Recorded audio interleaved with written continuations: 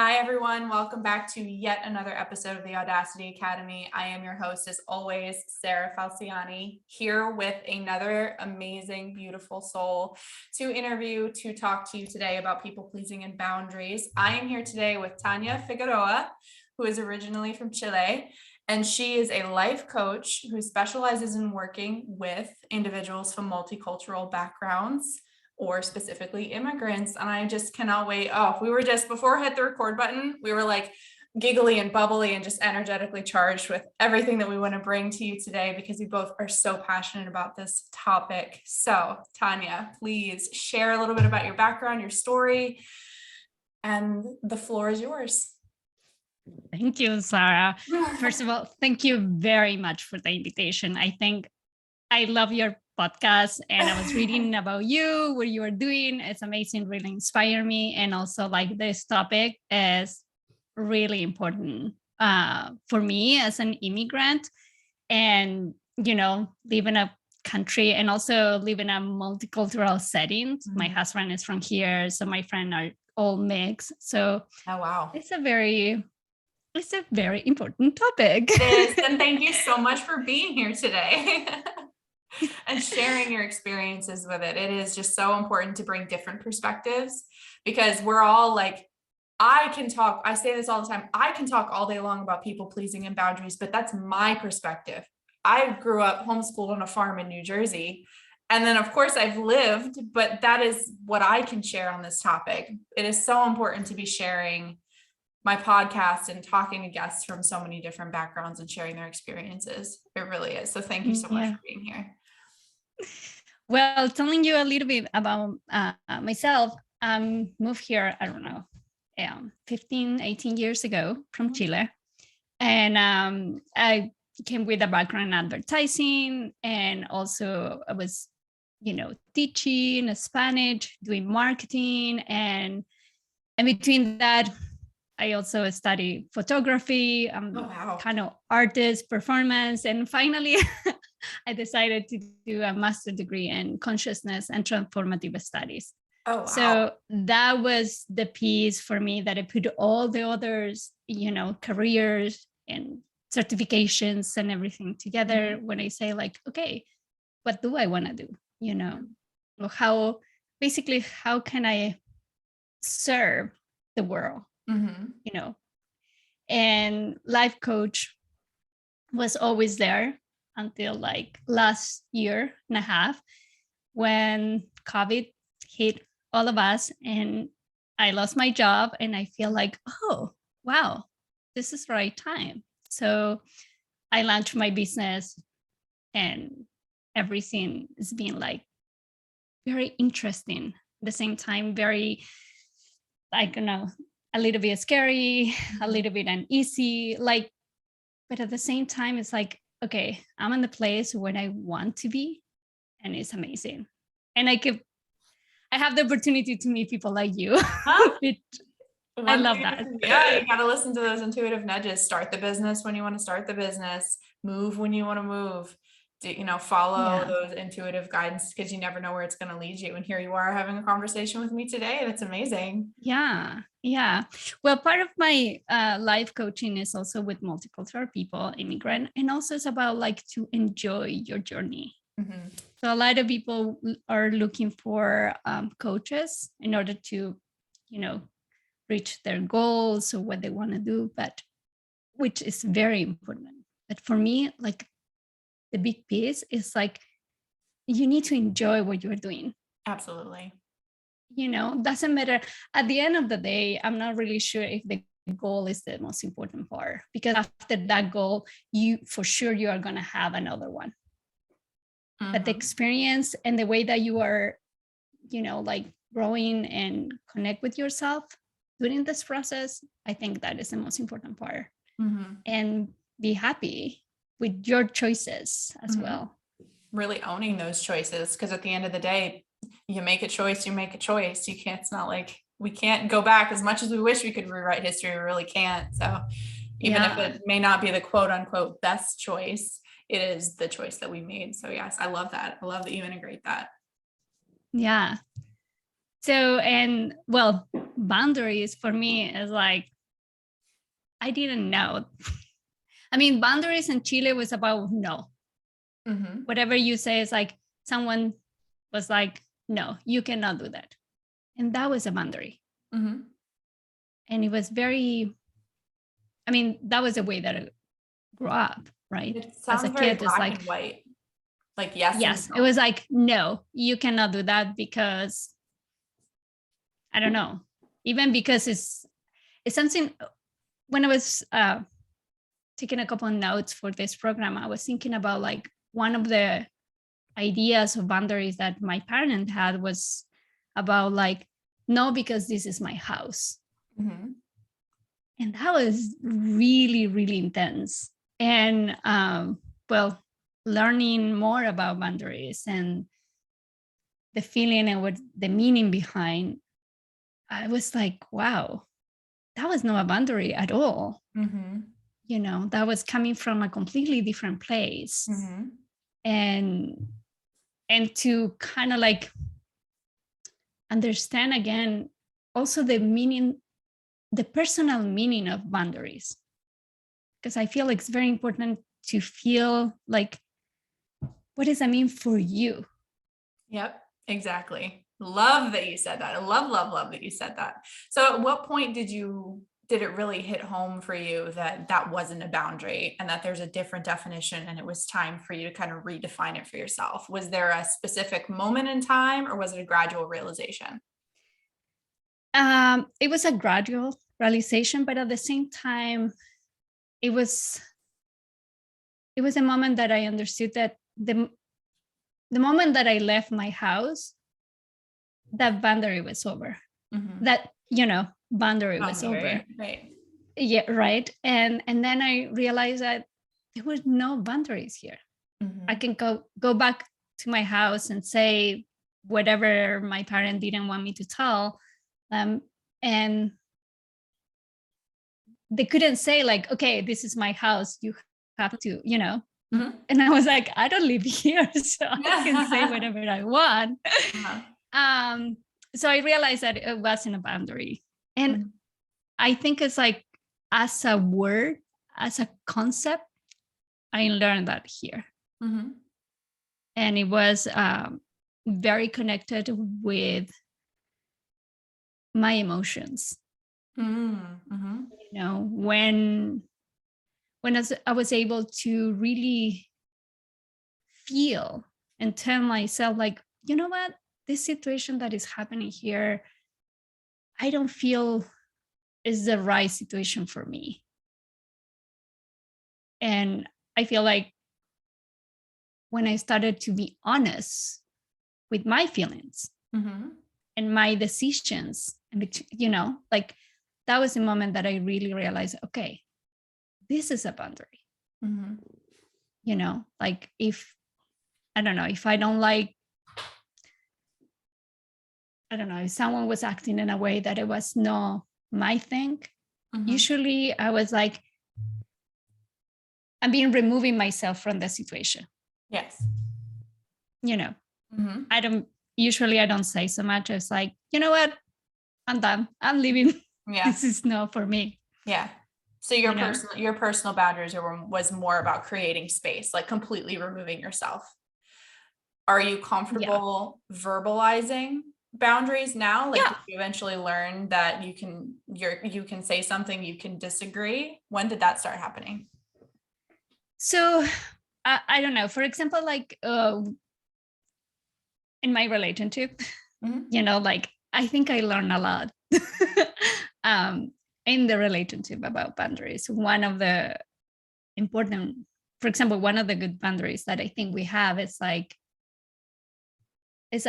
there are certain words if we are in an argument, and there are certain words if one of us say something like, you always do that, Mm-hmm. that for me is like, this conversation is over. Over. Uh-huh. Never use And definitives. Never, always. Mm-mm. yes, and it's Mm-mm. very clear for me and my husband now that we are not in the right place. We can't keep talking about. you So know. how do you interrupt an argument? Once one of those words gets used, how do you interrupt the conversation and say, nope, we're not in the right place?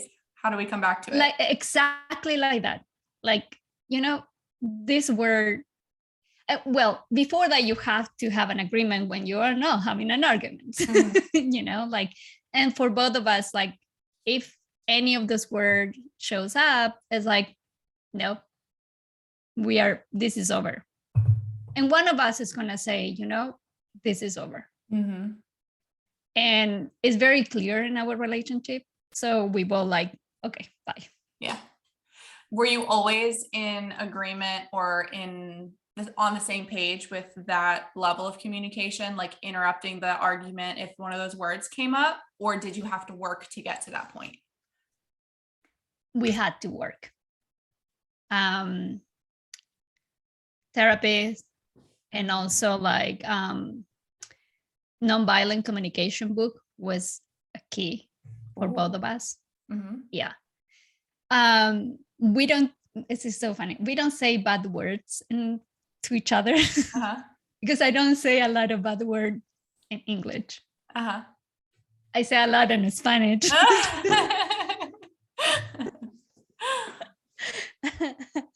Oh, that's good. That's good. I mean, I know a couple of couples where I cuss like crazy. I say tons of bad words in English and in other languages that when I'm familiar with a bad word, it usually comes out of Sarah's mouth at some point. I do not regulate my language very well, but it is really important to be conscious of them in arguments because there's a different energy behind your words when you're fighting or in that more aggressive.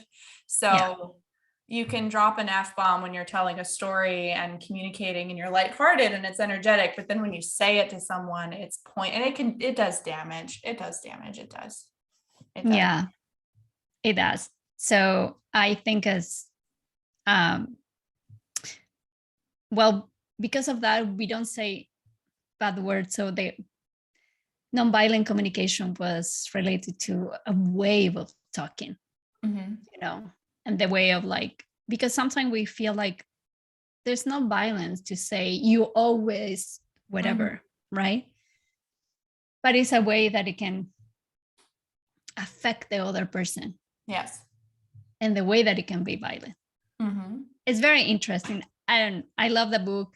Well, that book also like allow us to be on the same page. Because I was always saying like, thanks to my husband, well, you know, the meaning of the words, you know, you can't say just a word and that's it. There's a meaning behind. And it's complicated when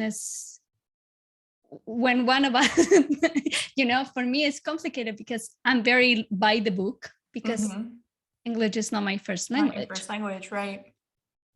You know, so, and then after he read the book, he said like, now I understand what you want to say. What do you know, like now I have a bigger picture. So after that, it was very easy for us to create boundaries and mutual agreement. And also I feel like for me, boundaries also, they come from love. You know, they have to come from a space where it's love for yourself first, for your feelings, for the other person. It's like you are taking care of your feelings, you know, and it's not about like that I'm trying to defend myself. It's not combative. But it's a little bit different. Right. You know, it's different. Like I was thinking and talking with friends about like when you're standing up for yourself, a lot of people say, and then I create some boundaries. And for me, it's like, it's a different feeling. I feel when I have the feeling that I need to stand up for myself, it's because most of the time I'm angry. And so I feel like it's a different place. And it's not necessarily a boundary.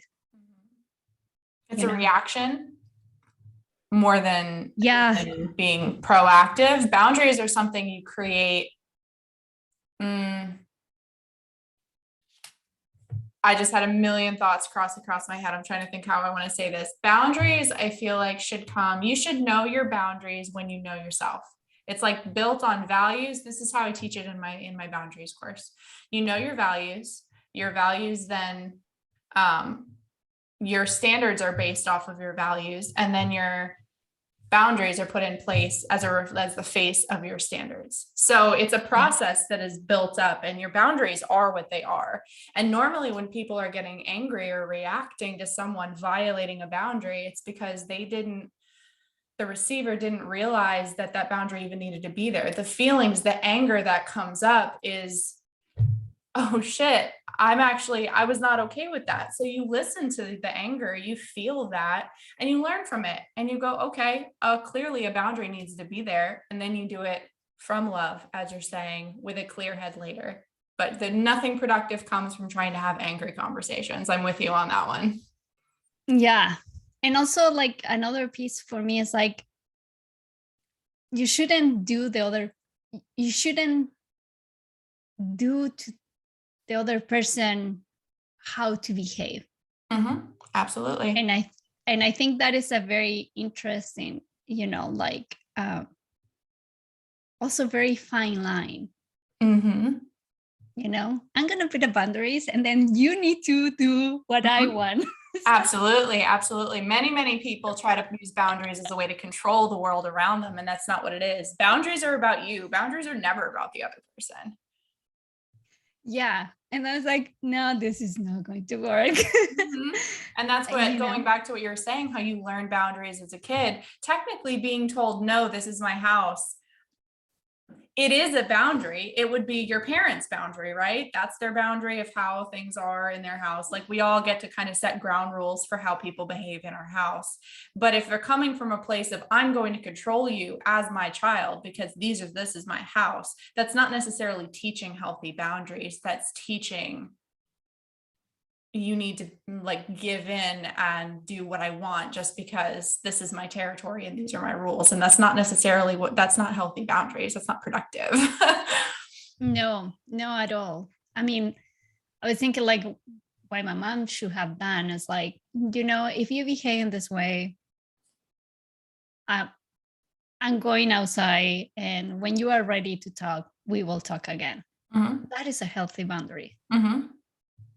But also this is also it's not a new concept, but it's a new idea of, like talking about your feelings, and also like take care of your feelings. Mm-hmm. Taking care of your feelings, taking care of your mental health. Mm-hmm. Yeah. And I think the older generation didn't have the tools, mm-hmm. Words or ideas for, yeah, working around this. That's the beauty of progression, right? As we learn from we break generational curses that way, from learning from the previous generation. That's why we study history, is to look back and see what worked, what didn't work. And so we can make decisions to build, help move the future in a forward direction. So with growing up in that environment where it was like hard yes, hard no, black and white, how do you think that contributed to you growing up? Like, do you feel like you grew up more people pleasing or timid because of that foundational conditioning around the idea of boundaries? I feel I grew up with a lot of anger inside. Mm-hmm. And I was very brutally honest. Mm-hmm. And that wasn't a good place either. There's a fine line with that, right? Yeah, because it was about like, no, and I don't care. Mm-hmm. And yeah, it took me several years of my life to really understand that I was really mad. Mm-hmm. And that wasn't a way of like, I was able to say no, but no in that way. Mm-hmm. And when I moved here, everything went kind of like in reverse. Mm-hmm. I was always want to give and please others. It's like a pendulum. You swung back in the other direction. Everything was a no. And to make up for it, you almost were like, oh, I'm sorry. I was so angry. Now I'm going to say yes to everything. Exactly. Mm-hmm. And so that would happen. And also, it was also connected to, I don't know, when you move to a different country, you feel guilt. You feel guilty because you are not living the reality in the rest of your family are living. Mm-hmm. A certain way you feel like you have to give them something back to make their life better. That makes sense. And yeah, and it took me a long time to understand that a lot of things that I was doing were coming about like trying to compensate that I wasn't there. It makes sense that you'd feel that way. So, and then that I was like this person who went with completely to the other extreme. And how did that show up in your personal, like trying to build your life here in the US? How did that, I guess, impact you? You were trying to give so much to your family that was still in Chile, correct? And you were trying to build a productive, healthy life here with boundaries and relationships and friends. And like, how did that sounds hard to balance. Like you can't, you're giving to your family, or you were probably giving a little bit too much here too, right? Yeah.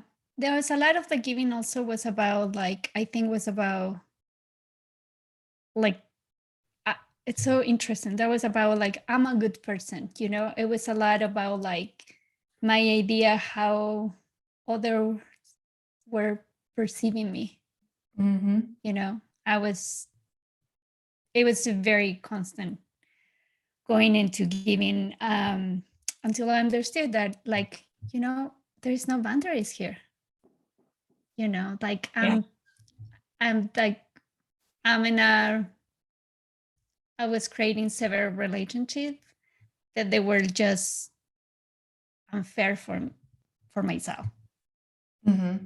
So I went through a whole process to understand like and decide like whatever I'm giving, it has to be from a place that it makes me happy and not a place that it make me that I have to do it. Doing it because you love yourself, not doing it because you want to create an image of yourself in someone else's mind, basically. Exactly.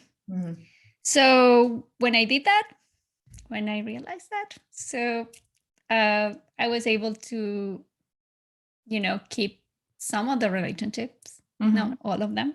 I was going to ask how you noticed the world like respond to you when you started doing that. It didn't respond well. So I kind of like keep some of the relationships and it was okay. And that was coming from a very honest place for me. And I was honest with them as well, which is like, I don't want this kind of relationship. And it was my responsibility. I took all the part. It was my responsibility. And I say, well, this is a relationship that I would like to have. And if you're willing to have the relationship with me, it will be super amazing. And if you don't want to have the relationship, it's okay as well.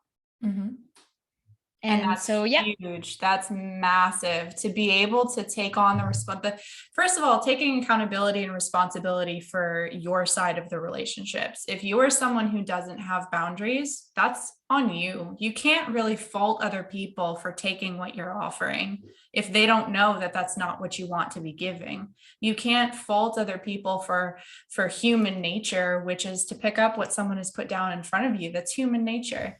So to take accountability and responsibility for that must have been so hard and challenging to just swallow your pride, admit your areas of opportunity for growth, and then to face the discomfort of those conversations. Like, wow, how strong are you? It's been a quite an ride and an adventure. And But I feel like I'm lying with myself, with my feelings, with the place where I can say no or I can say yes, but I'm going with all my heart either way. Mm-hmm.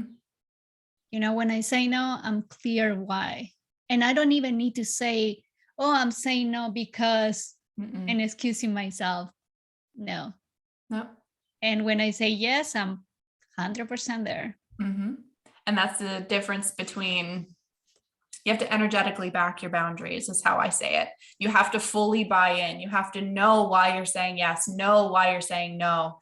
And a lot of people run into, I've had clients and students tell us, like, say to me, but I'm setting a boundary. Why isn't it being respected? Like, why is it not being respected? And I'm like, well, do you even know what boundary you're setting or why? And they're like, I mean, I did it because I thought that I should. And I'm like, that's like trying to put mesh over a wall of water coming towards you.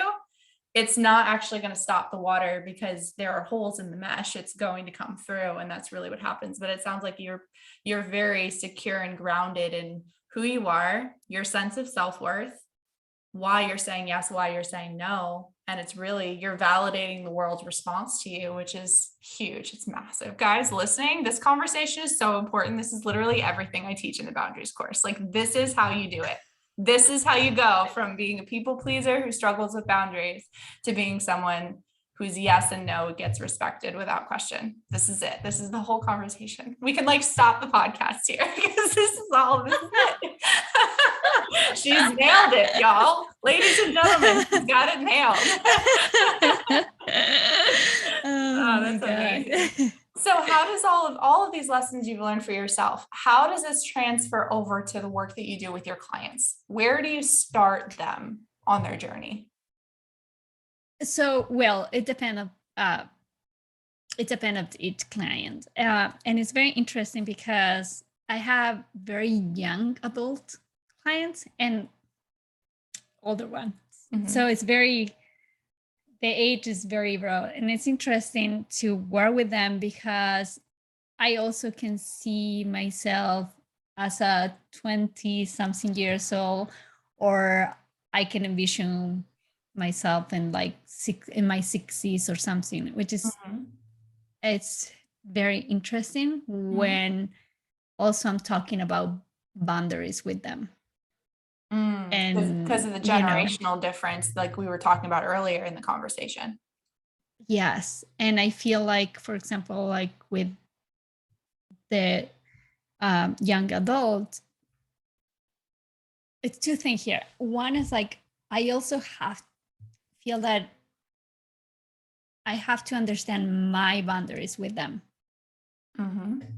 Because something that I am very aware, and I'm very aware of, like, I want the young generation can discover their own things.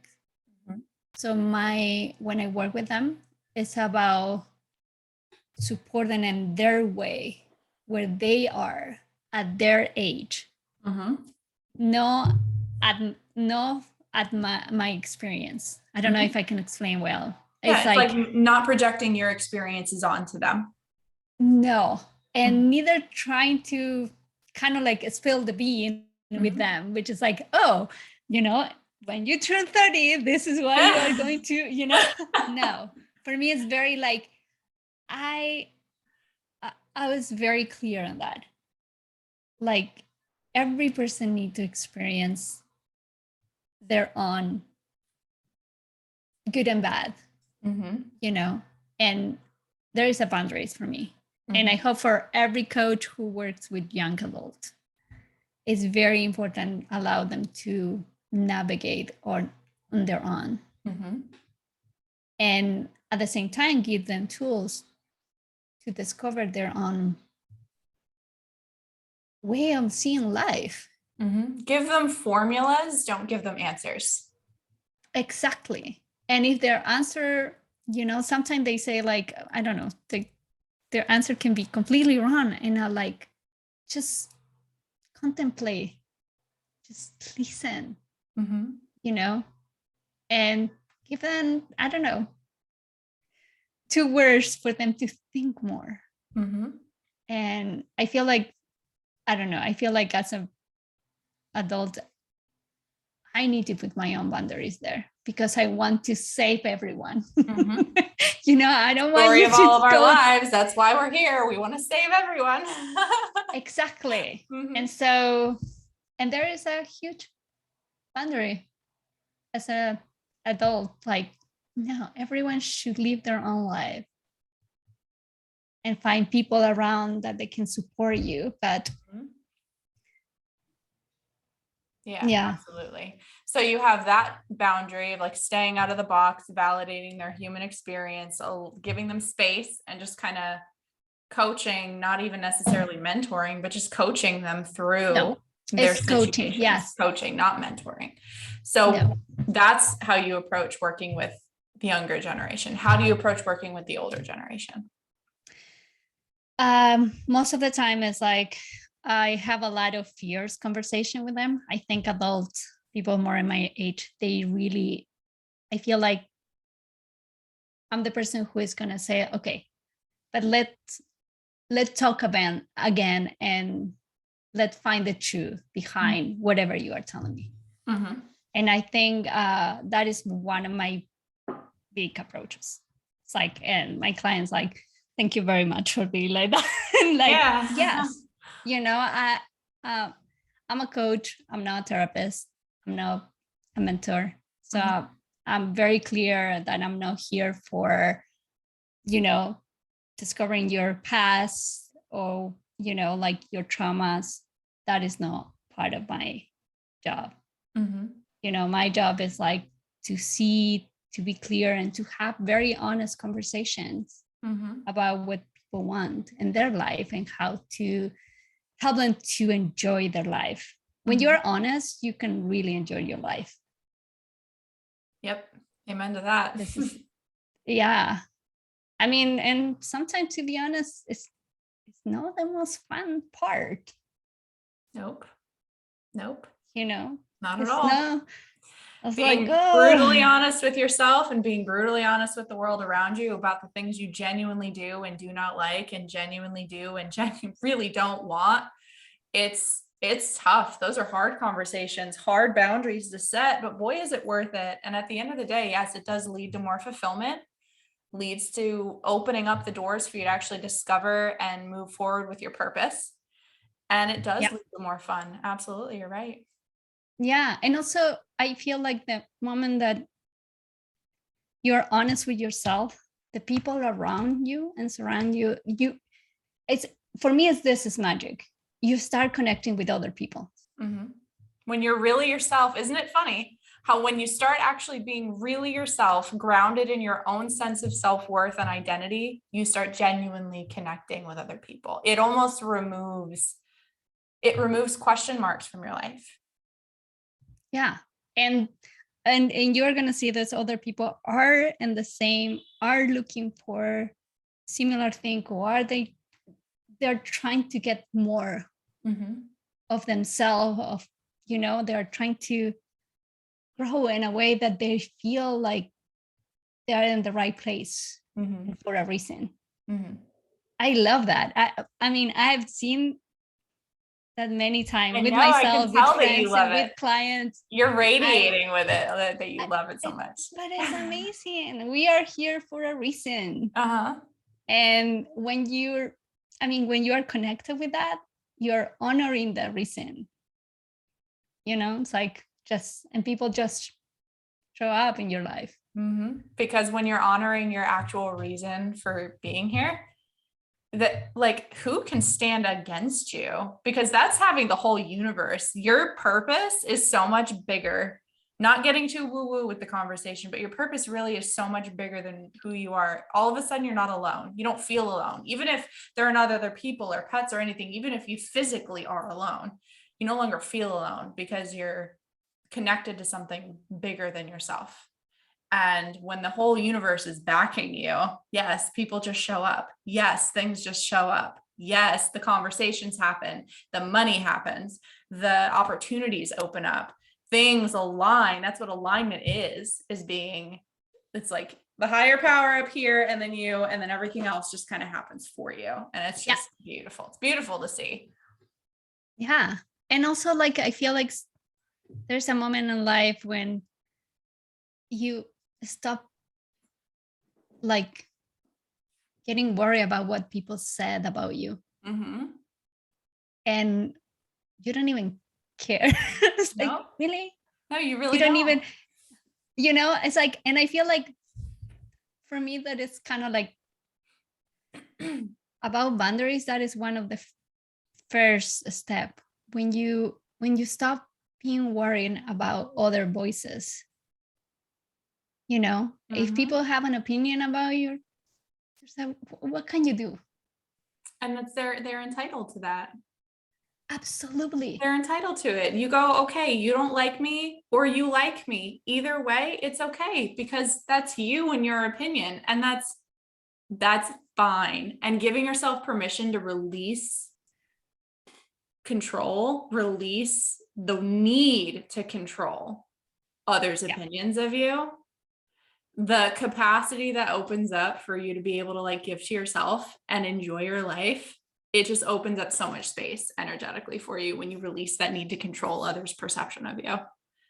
Yeah. And also that is also part of your boundary. Mm-hmm. So for me, it's like the moment that I, like, it's like, if that were a boundary for myself, I would say like, okay, if I think about like whatever person is thinking about me, I'm going to do something else, Mm-hmm. And that is my personal boundary. Yes. Right there, it's like, I feel like, yeah, the moment that something crossed my mind thinking about like, oh, this person maybe is going to think that I did this, I'm like, yeah, this is not a good place. It's not healthy. It's adding anything to my life. So no. So, and then I'm usually what I do and say, and then I'm going to write down all my thoughts, and I'm gonna leave them in my notebook, and that. Love that. And that is one of, I love notebook. I have so many.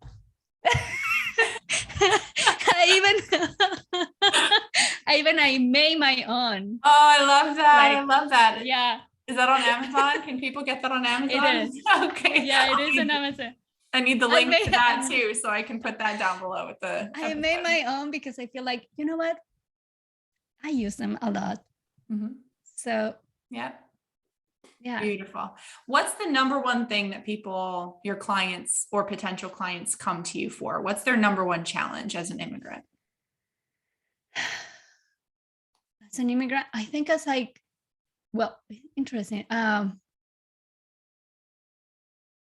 It's different, but it's more about like the multicultural thing. So like when they live in, I don't know, when they work, for example, like in a place where they don't find the same connections, they're missing their, like peers, their house, their, their culture. And sometimes they don't feel like they have so many jobs or many things to do, and they don't have time for themselves. Or like they are in a setting that sometimes they don't find themselves in that place. Sometimes they are there just for their career, but they are not happy, so they're not happy, basically. My main thing is to help them to enjoy where they are. Yeah. So I can imagine craving connection, being in an environment that doesn't feel like home. They're homesick, maybe missing family, maybe dealing with some of the guilt you were talking about earlier that you personally experienced, but they kind of come to you saying, I'm not happy. And you help them uncover why and then solve that. Yeah. And sometimes it's like, you don't need to change your job to try to be happy. You need to be happy. You choose happy as a choice. Happy is a choice. You That's know, why people it's a job choice. hop. They job hop, or they country hop, or they relationship hop, or they, change their hair a million times because they're looking for something that's going to give them that fulfillment and that happiness. I love that you open them up to the idea that it starts in here, just with them. Yeah. Mm-hmm. Yeah. I mean, yeah, another, I'm going to a different startup. I'm like, why? Why? Because I want to be happy. That's not the answer. We are going to start all over again. Oh my goodness. I have loved this conversation so, so much, Tania. Thank you so much for being here. If any of my listeners resonate with you, relate to you, feel like they want to connect with you, where online are you hanging out most? How can they get a hold of you? How can they connect with you? So, my website is righthandwoman.org, because the funny thing here is the concept of being like in Espanol mano derecha. It was right hand man, and I was like, really? I was very confused. I was like, why is right hand man? And so I thought, like, okay, and then I'm gonna be a right hand woman, because I love that. This is what I do. I love that so much. That just made me so happy. Okay, so righthandwoman.org or .com? .org. And there is online my website, and also I'm in Instagram and Facebook and LinkedIn. But most of the things that I'm doing right now is on Instagram, which is I'm having fun and posting things. But if you want to have a 30 minutes free conversation with me, you can go to my website. Beautiful, beautiful. So, yeah. I'm an Instagram junkie. It's my favorite platform. It's where I hang out the most. It's just so much fun to play with. So I feel like it gives people an opportunity to really follow along with the fun side of things. And we need more fun in this life, Yeah, for sure. Okay. So as I close out, the question, the big one, the one I ask all of my guests, what is on your heart today to say to the humans? If you could give one piece of advice, one lesson, one word of wisdom, what would it be? It will be that find your happiness and be content. And you can find that in very small little things during your day. Mm-hmm. It doesn't need to be big. Happiness is not something that you cannot touch. Happiness, and being content can be a basic stuff, a fruit that you are eating. This conversation, it made me really, really happy. Yay! So that is, look for the moment, and be aware of the moment, and just enjoy that. I love that so much. Thank you so much for sharing that. And thank you so much for being on the podcast today. I loved having you. Thank you very much. Oh, thank you so much. Thank you very much for this invitation. Absolutely. And to all my listeners, thank you so much for joining us on another episode, and I will see you next week. Bye.